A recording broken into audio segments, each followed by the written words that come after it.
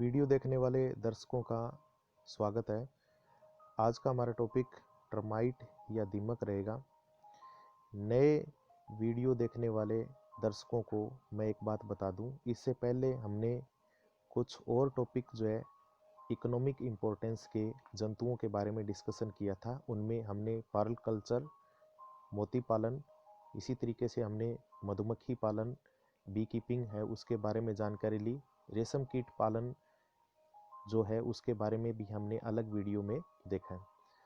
तो नए वीडियो के लिए आप मेरे चैनल को सब्सक्राइब करें, ज़्यादा से ज़्यादा शेयर करें।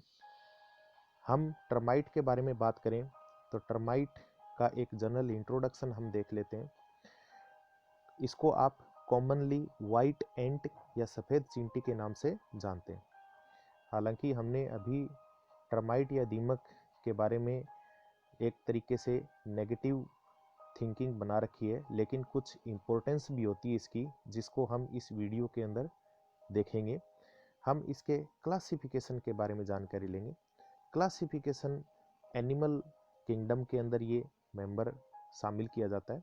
फाइलम आर्थ्रोपोडा, आर्थ्रोपोडा की क्लास इंसेक्टा के अंदर इसको शामिल किया गया है। तो इट मीन्स ये इंसेक्ट हुए।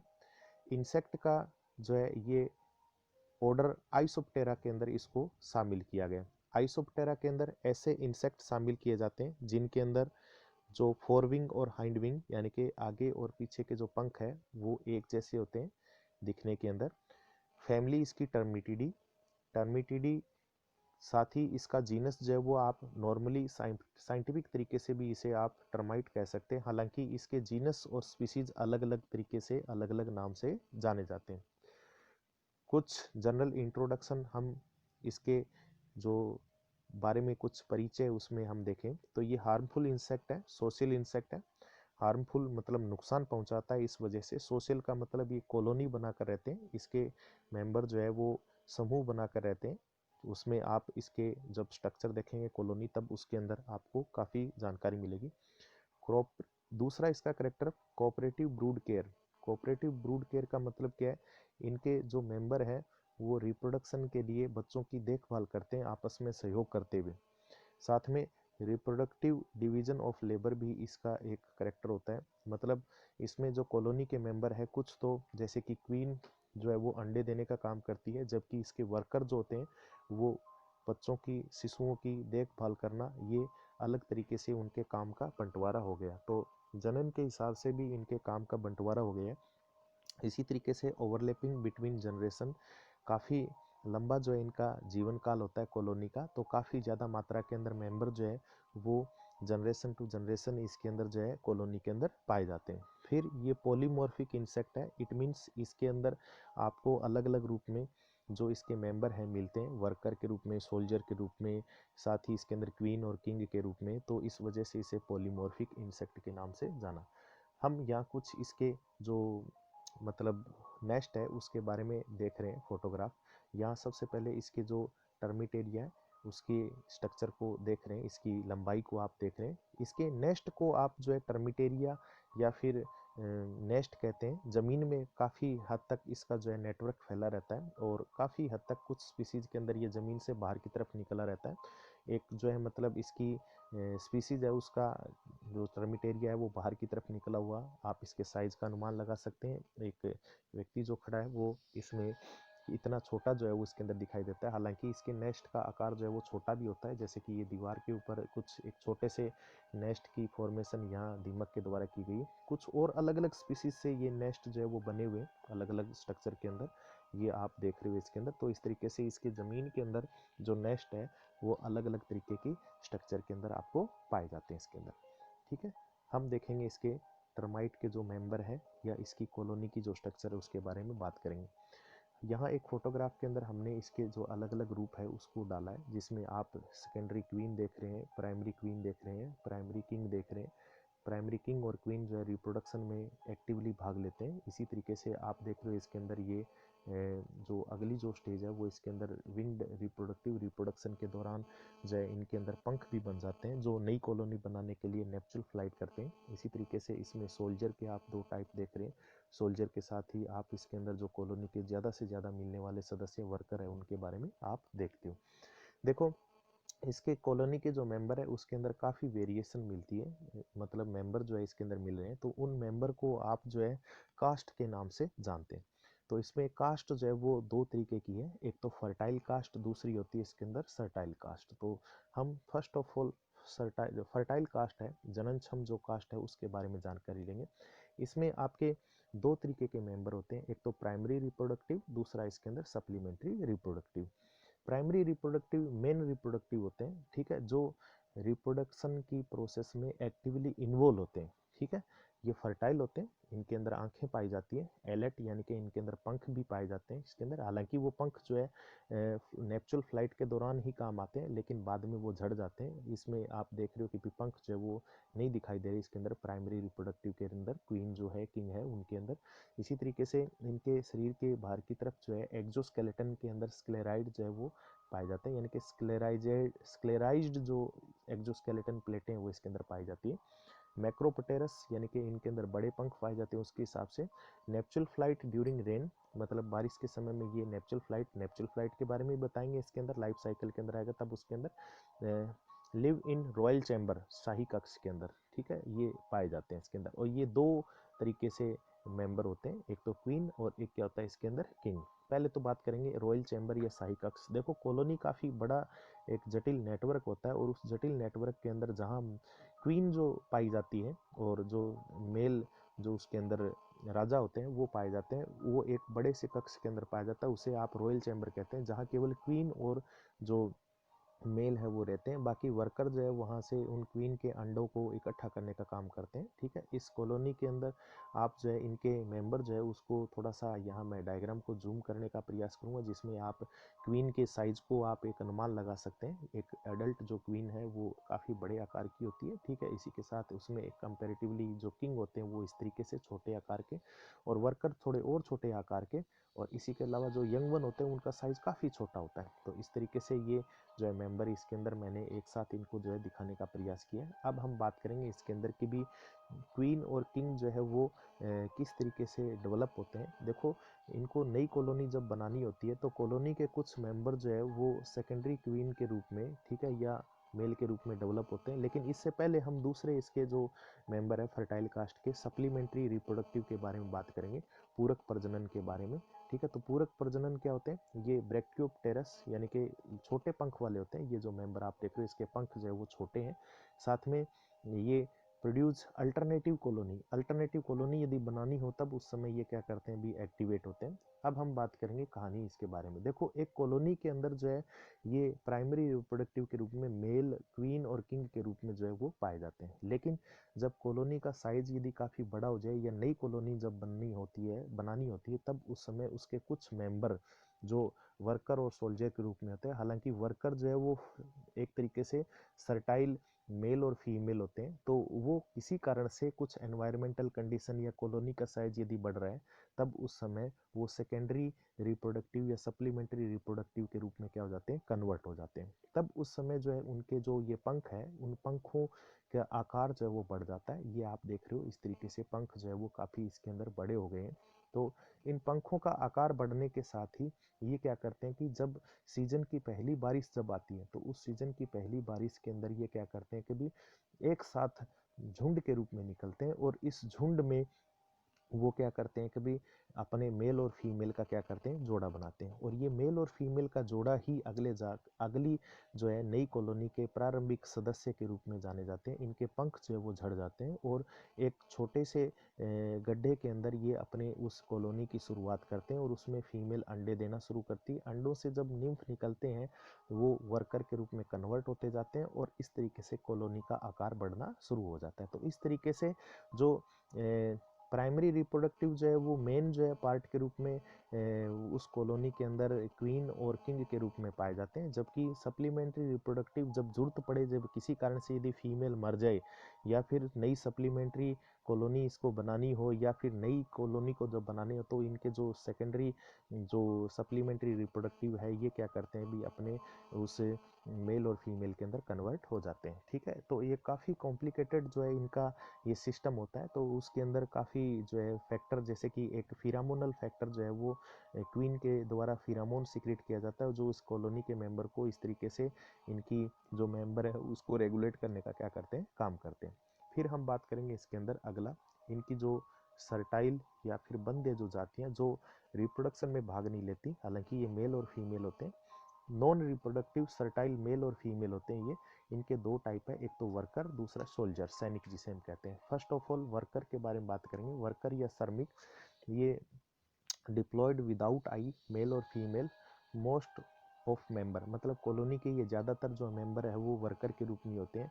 Nest formation, collection of food, care and feeding of young one and feeding of queen, मतलब इनके जो है कॉलोनी को बनाना, भोजन को इकट्ठा करना, छोटे शिशुओं की देखभाल करना और रानी को भोजन देना, ये प्रमुख इनका क्या होता है, काम होता है। यानी कि सारा का सारा जो काम होता है वो इन्हीं के ऊपर जो है दारोमदार होता है, यानी कि वर्कर ही जो है प्रमुख रूप से क्या करते हैं, कॉलोनी के अंदर काम करने का जो है एक तरीके से रोल अदा करते हैं। दूसरा इसके अंदर रहता है सैनिक। सैनिक की हालांकि संख्या थोड़ी कम होती है, लेकिन ये भी जो है एक तरीके से डिप्लॉयड सर्टाइल और मेल और फीमेल होते हैं, ठीक है। और इनकी जो है मेन काम क्या होता है, कभी ये प्रोटेक्शन का काम करते हैं। ये दो तरीके के होते हैं, एक तो इसके अंदर मैंडिबुलेटेड जो आप देख रहे हो इसके अंदर, दूसरा इसके अंदर नेस्यूट टाइप के।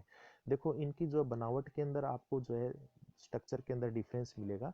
मैंडिबुलेटेड के अंदर आपको जो माउथ पार्ट के मैंडिबल है वो काफ़ी स्ट्रॉन्ग होते हैं और इन्हीं की हेल्प से जो है वो अपने शिकारियों को ये मारने का प्रयास करते हैं। इसी तरीके से नेस्यूट टाइप के जो है ये मेंबर, इनकी जो है मतलब माउथ पार्ट के अंदर जो फ्रंटल पार्ट होता है, उस फ्रंटल हेड के अंदर फ्रंटल पार्ट मॉडिफाइड हो जाता है एक लंबी ट्यूब जैसी स्ट्रक्चर के अंदर, और उसमें कुछ पॉइजनस रासायनिक पदार्थ यानी कि विषैले पदार्थ होते हैं और साथ में कुछ ऐसे केमिकल होते हैं जिससे शत्रु जो है वो दूर भाग जाता है। तो इस तरीके से इन सैनिकों की हेल्प से जो है वो अपने शत्रु है उनसे क्या करता है, ये सुरक्षा करता है, ठीक है। तो ये तो हुए इसके मेंबर, काफ़ी कॉम्प्लिकेटेड है, हालांकि हम कुछ आगे पॉइंट और डिस्कशन करेंगे तो उसमें ये बातें क्लियर होगी इसके रिगार्डिंग।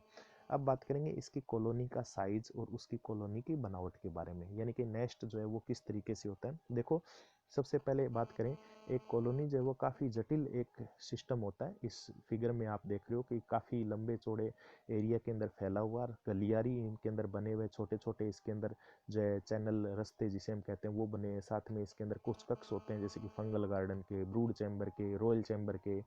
थोड़ा सा हम देखते हैं यहाँ, देखो इसके जो कॉलोनी की कॉम्प्लेक्सिटी, जटिलता देखो, एक कॉलोनी को आपने देखा है कि भी किस तरीके से ये जटिल जो है सिस्टम इसके अंदर बना हुआ है। तो हम एक एक करके इसकी जो है कॉलोनी के बारे में थोड़ा सा जानकारी लेंगे। देखो इसके अंदर जो है एक तो रॉयल चैम्बर, रॉयल चैम्बर के बारे में मैं डायग्राम को जो है जूम कर देता हूँ कि भी कॉलोनी के अंदर एक रॉयल चैम्बर होता है। उस रॉयल चैम्बर के अंदर क्वीन पाई जाती है, क्वीन के साथ में उसके अंदर मेल पाए जाते हैं, मेल के साथ ही वर्कर। तो रॉयल चैम्बर के अंदर क्वीन जो है वो क्या करती है, केवल अंडे देने का काम करती है, वर्कर उन अंडों को उठाकर अलग अलग कक्षों में ले जाती है, ठीक है। और साथ में क्या करती है कि भी उन अंडों की देखभाल भी करती है। तो इस तरीके से ये रॉयल चैम्बर हुआ। रॉयल चैम्बर के साथ ही हम देखेंगे इसके अंदर एक और कक्ष जिसे आप ब्रूड चैम्बर भी कहते हैं। ब्रूड चैम्बर के अंदर एक्चुअल के अंदर जो वर्कर होते हैं वो फीमेल के द्वारा दिए गए अंडों को इकट्ठा करते हैं, साथ में उनकी केयर करते हैं, ठीक है। जिसमें छोटे शिशु यदि निकल जाएं तो उनको छोटे शिशुओं को अलग कक्ष में रखते हैं। तो एक तरीके से इनके जो है कक्ष जो है वो बने रहते हैं। उन कक्ष के अंदर ब्रूड चैम्बर के अंदर जो है पर्टिकुलर शिशुओं की और अंडों की क्या की जाती है, देखभाल की जाती है। इसी तरीके से आप देखोगे फंगल गार्डन, फंगल गार्डन के अंदर एक्चुअल के अंदर इनको जो है फूड की जो रिक्वायरमेंट है उसको पूर्ति करने के लिए कुछ फंगस को ये क्या करते हैं, ग्रो करते हैं। तो फंगस जो ग्रो होगी वो उसको जब इनको भोजन न मिले तब उस समय उनको ये क्या करते हैं, भोजन के रूप में कंज्यूम करते हैं या यूज करते हैं इसके अंदर, ठीक है। इसी तरीके से कुछ और भी जो है इसके अंदर जो है कुछ स्ट्रक्चर इसके अंदर आप देखेंगे, जैसे कि आप इस कॉलोनी के अंदर आप देख रहे हो कि भी एक तरीके से वॉल है, वॉल के साथ ही आप जो है इसके अंदर पूरी की पूरी जो डिटेल है वो आप देख रहे हो। इसके अंदर रास्ते दिख रहे हैं इसके अंदर, साथ में चैनल के साथ साथ चैनल जो है वो रास्ते जो है वो आपस में एक नेटवर्क बनाते हैं इन कक्षों को जोड़ने का। और ये चैनल जो है रास्ते अलग अलग जगह खुलते भी हैं। इनके अंदर एक प्रॉपर वेंटिलेशन, हवा का संचार भी होता है ताकि इनको अच्छी तरीके से कॉलोनी के अंदर हवा वगैरह मिल सके। फंगल गार्डन देख रहे हैं, ब्रूड चैम्बर देख रहे हैं, तो काफ़ी एक कॉम्प्लिकेटेड जटिल जो है इसकी कॉलोनी की क्या होती है, स्ट्रक्चर होती है। फिर बात करेंगे इसके लाइफ साइकिल की। तो लाइफ साइकिल के अंदर आप देखें, शुरुआत हम जो है लाइफ साइकिल के अंदर इस फोटोग्राफ से करेंगे। तो फोटोग्राफ में देखें, ये सबसे पहले किंग और क्वीन जो है वो क्या करते हैं, अंडे देते हैं। अंडे देने के साथ ही उन अंडों की देखभाल करते हुए उनमें से छोटे शिशु जो है वो निकलते हैं, जिनको आप निम्फ कहते हैं। ठीक है, छोटे निम्फ जो है वो कन्वर्ट होंगे या तो वर्कर के रूप में, ज़्यादातर जो है वर्कर के अंदर कन्वर्ट होते हैं या सोल्जर के अंदर कन्वर्ट हो जाते हैं। ठीक है, ये वर्कर या सोल्जर के अंदर ही कन्वर्ट होंगे, क्योंकि कॉलोनी के अंदर क्वीन जो है या जो किंग है वो कुछ ऐसे केमिकल जो है एनवायरनमेंट में छोड़ते रहते हैं, जिनको फिरामोन कहते हैं, जिसके कारण नए जो मेल और फीमेल है वो डेवलप नहीं होते रिप्रोडक्शन के लिए। तो इस तरीके से सोल्जर और वर्कर के अंदर कन्वर्ट हो जाते हैं। लेकिन किसी कारण से जब इनको नई कॉलोनी के रूप में नई कॉलोनी जब बनानी हो, या बरसात के समय जब इनको नई कॉलोनी बनाना हो, तब उस समय इनके कुछ मेंबर जो है वर्कर के वो कन्वर्ट हो जाते हैं एलेट या फिर विंग्ड स्ट्रक्चर के अंदर। देखिए कि ये विंग आप देख रहे हो इसके अंदर, तो विंग्ड जो स्ट्रक्चर है वो क्या करते हैं कि भी इस कॉलोनी से जब बरसात की बरसात की जो मतलब शुरुआत होती है, तब उस समय ये अच्छी बरसात में ये निकलकर क्या करते हैं, एक तरीके से उड़ान भरते हैं, और उस उड़ान के अंदर ये मेल और फीमेल क्या करते हैं, एक जोड़ा बनाते हैं, और जोड़ा बनाने के बाद में ये एक तरीके से नई कॉलोनी के बनाने की शुरुआत जो है वो कर देते हैं। इस तरीके से आप देखेंगे इसके अंदर शुरुआती जो कॉलोनी है उसके अंदर जो चैम्बर बनाया जाता है उसे नेपच्यूल चैम्बर कहते हैं। नेपच्यूल चैम्बर के बारे में अपने बात करेंगे इसके अंदर। देखें कि ये मेल और फीमेल आप देख रहे हो, उसने शुरुआत करी इस कॉलोनी की, उसमें कुछ अंडे भी दे रखे हैं, कुछ वर्कर है। धीरे धीरे करके जैसे ही वर्कर की संख्या बढ़ती जाती है, वैसे वैसे ये जो मेल और फीमेल है, मेल और फीमेल जो है वो अपना काम करना कॉलोनी का छोड़ देते हैं, और बाकी जो है श्रमिक काम करना शुरू करते हैं इसके अंदर। ठीक है, तो इस तरीके से कॉलोनी का साइज भी बढ़ता जाता है। हालांकि कुछ इंटरेस्टिंग इसके लाइफ साइकिल के रिगार्डिंग पॉइंट बिंदुओं को हम यहाँ लिस्ट अप किया हुआ है, उनके बारे में बात करेंगे। देखो, नई कॉलोनी बनाने के लिए ये डिस्पर्सल करते हैं, उस प्रक्रिया को आप जो है स्वार्मिंग या फिर नेपचुरल फ्लाइट कहते हैं। और ये एलेट्स यानी कि पंख वाली जो स्ट्रक्चर है उनके द्वारा ये क्या होती है, परफॉर्म की जाती है स्वार्मिंग की प्रोसेस। जो ये पंख वाली जो स्ट्रक्चर है उसके बारे में हमने बात करी। इसी तरीके से जो मेल और फीमेल जब जोड़ा बनाते हैं, तो वो शुरुआती जब कॉलोनी की शुरुआत होती है तो उसमें नेपच्यूल चैम्बर बनाते हैं। ये नेपच्यूल चैम्बर के बारे में हमने डिस्कशन किया। फिर बात करेंगे इसके अंदर, some species female produce about 2000 to 3000 egg per day, यानी कि इनकी रिप्रोडक्शन की बहुत ही ज़्यादा दर होती है। हालांकि फीमेल के एब्डोमेन का साइज काफ़ी बड़ा हो जाता है। ठीक है, वो सिर्फ अंडे देने का काम, मतलब एक अंडे देने की वो फैक्ट्री बन जाती है। तो 2000 से लेकर 3000 अंडे पर डे के हिसाब से ये क्या करती है, प्रोड्यूस करती है। ठीक है, इसी तरीके से हम बात करें life of reproductive about 15 to 50 years, मतलब इनके जो मेल और फीमेल है उनकी जो जनन की जो क्षमता है या जीवन काल है वो 15 से 50 साल हो सकता है। लेकिन नॉर्मली ये 2 से 4 साल तक की क्या रहते हैं, जिंदा रहते हैं। तो मतलब इनकी कॉलोनी के जिंदा रहने की संभावनाएं देखो लाखों, सॉरी, हम कह सकते हैं सैकड़ों साल हो सकती है। यानी कि 50 साल, 60 साल, 70 साल हो सकता है। ठीक है, इनके कॉलोनी के जो है मतलब जीवन काल।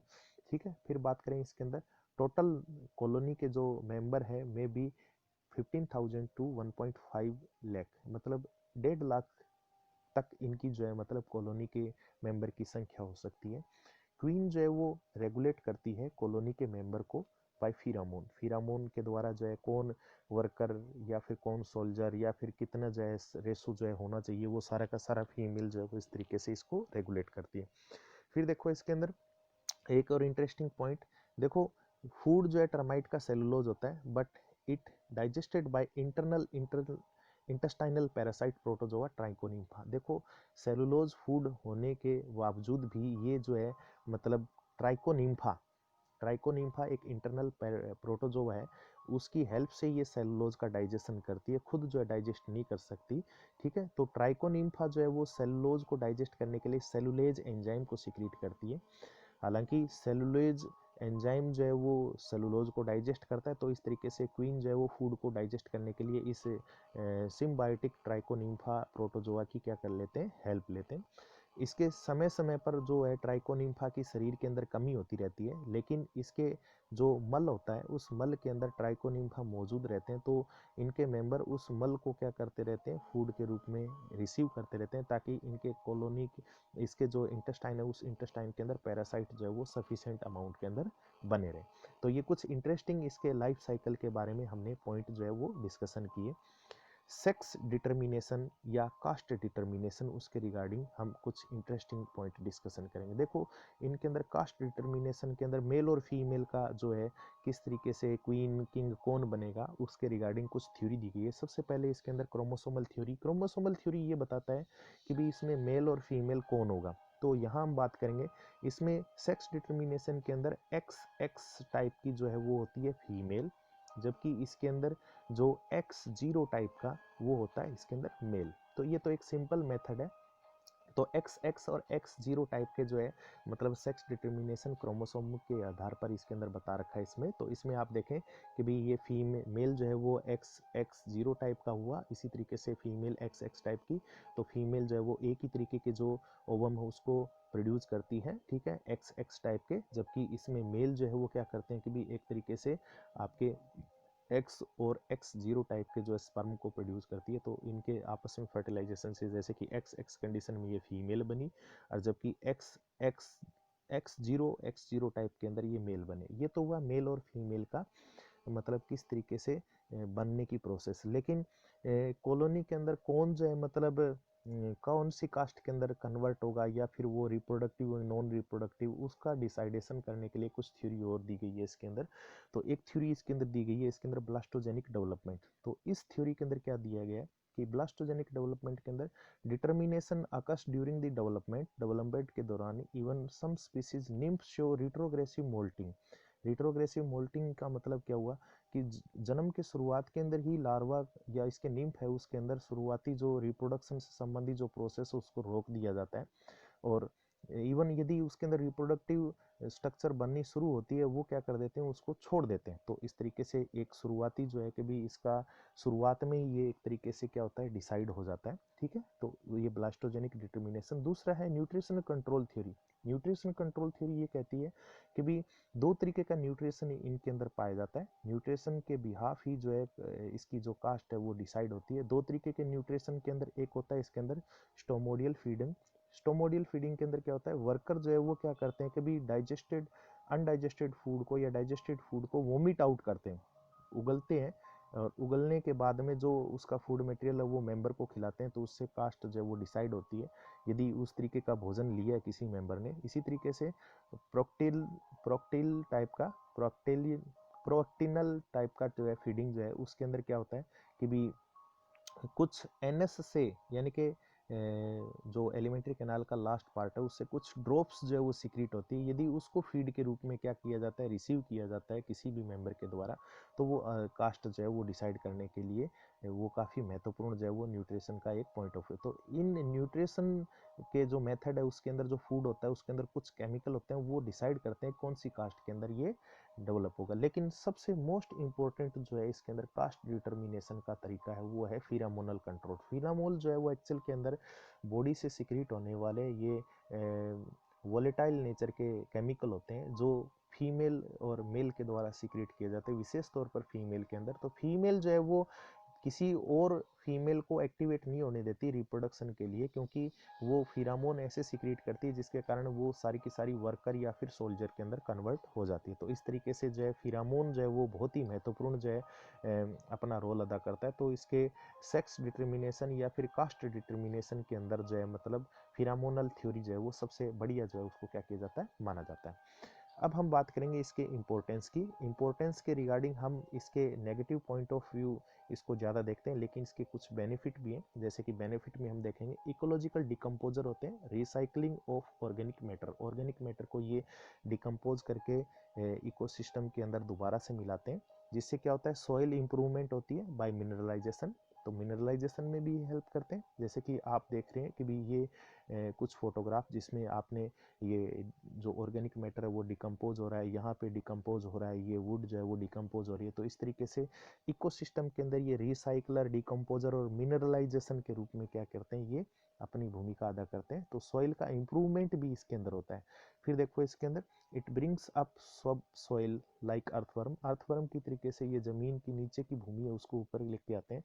और making the soil hollow helps in transporting oxygen, मतलब हवा के संचार को ये बढ़ाते हैं। तो सॉइल फर्टिलिटी के चांस भी क्या होते हैं, बढ़ते हैं इसके अंदर। ठीक है, फिर बाद में इसके अंदर they provide food for many insect and good bait for fish. Fish के लिए जो है मतलब ये भोजन के रूप में, ठीक है, इसी तरीके से जो है बहुत सारे इंसेक्ट है उसका भोजन हो सकता है। लेकिन हम इंसेक्ट और फिश के भोजन की बात नहीं करें, हमें यहाँ पर ये बहुत ही एक ह्यूमन फूड के रूप में भी इसको यूज किया जा सकता है। जैसे कि कुछ देशों के अंदर कुछ स्पीसीज को जो है इंसेक्ट, ये जो टर्माइट है उसको क्या करते हैं कि भी भोजन के रूप में काम में लेते हैं। ये एक जो बच्चा है वो इसको खा रहा है, न्यूट्रिटिव वैल्यू जो है वो इसकी काफ़ी ज़्यादा होती है। इसी तरीके से जंगल के अंदर चिंपैंजी वगैरह जो है वो भी क्या करते हैं कि एक तरीके से इसको जो है भोजन के रूप में इस्तेमाल कर सकते हैं। ठीक है, तो ये इस तरीके से इसका बेनिफिट हुआ। अब हम बात करेंगे इसके हार्मफुल इफेक्ट। हार्मफुल इफेक्ट की सूची काफ़ी लंबी है। ये क्या करते हैं, डिस्ट्रॉय द पेपर क्लॉथ, ठीक है, वुडन मटेरियल जो है उसको ये ख़त्म करते हैं। पर्टिकुलरली फर्नीचर, सेलुलोजिक मटेरियल से बने हुए जो मटेरियल उसको विशेष तौर पर नुकसान पहुंचाते हैं। बिल्डिंग को, लाइब्रेरी को ये डैमेज कर देते हैं। इसी तरीके से फसलों के अंदर यदि हम बात करें खेती बाड़ी के अंदर, तो ये फसल को और जर्मिनेटिंग सीड को क्या कर देते हैं, डैमेज कर देते हैं इसके अंदर। यहाँ कुछ फोटोग्राफ मैंने मेंशन करी, वुडन का जो टुकड़ा है उसको लिए हुए जिसमें ये लकड़ी को नुकसान पहुंचाए, किताब को ये नुकसान पहुंचा रखा है। ठीक है, इस तरीके से आप देख रहे हो कि भी कुछ लकड़ी के हिस्सों को गला रखा है यहाँ पर। ठीक है, इसी तरीके से आप कपड़ों को देख रहे हैं, ये कपड़े जो है उसको ये डैमेज किया हुआ है, तो कपड़े जो है उसको नुकसान पहुंचा रखा है। इसी तरीके से बिल्डिंग के अंदर जो है पूरी की पूरी जो ये दरवाजे की जो स्ट्रक्चर उसको इसने ख़राब कर दिया है। इसी तरीके से आप देखेंगे फसलों के अंदर ये गन्ने की जो फसल है उसको इसने डैमेज कर रखा है। इसी तरीके से ये जो उगी हुई जो फसल है उसको काफ़ी मात्रा के अंदर नुकसान पहुंचा रखा है। इसी तरीके से आप देख रहे हो कि रूट जो है उसको डिस्ट्रॉय किया है। तो फसल के अंदर जो है मतलब ये काफ़ी नुकसान पहुंचाते हैं। और इसके नुकसान को रोकने के लिए किसानों को काफ़ी ज़्यादा मात्रा के अंदर केमिकल वगैरह, सॉइल उपचार करना पड़ता है, तो उसमें काफ़ी जो है मतलब खर्चा होता है। तो इस तरीके से हमें जो है नुकसान ज़्यादा पहुंचाता है। और हम बेनिफिट के हिसाब से देखें तो ये जो हमारा जो वन वगैरह है उसके अंदर ये जो ऑर्गेनिक मैटर है उसको डिकम्पोज करने में क्या करता है, काफ़ी बड़ी ये अपनी भूमिका अदा करता है। ये तो हमारे टॉपिक टर्माइट के बारे में हुआ। उम्मीद करता हूँ आपको जो है काफ़ी इंटरेस्टिंग जानकारियाँ इसके संबंध में मिली होगी। और आगे की नई वीडियो के लिए आप जो है मेरे चैनल को ज़्यादा से ज़्यादा सब्सक्राइब करें और शेयर करें। तब तक के लिए धन्यवाद।